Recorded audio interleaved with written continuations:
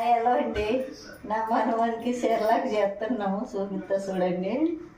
2 గ్లాసులు బియ్యం వేయాల, కందిపప్పు 1 కప్పు, శనగబేలు 1 కప్పు, 1 కప్పు, మినపగుండ్లు 1 కప్పు, పెసరపప్పు 1 కప్పు, కందిపప్పు 1 కప్పు, అటుకులు 1 కప్పు, 1 కప్పు,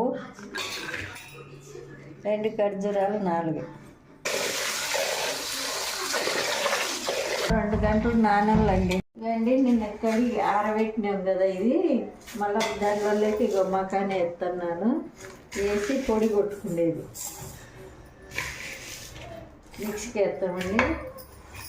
ఇక ఇట్లా పొడి కొట్టుకోవాలి. పొడి కొట్టుకొని 1 గ్లాస్ నీళ్ళలోకి 1 చెంచేసి ఉడకబెట్టి తినిపించేది పిల్లలకు. సెర్లాక్ ఇదే మనం చేసుకుంటే మంచిది. లైక్ కొట్టండి, సబ్స్క్రైబ్ చేయండి.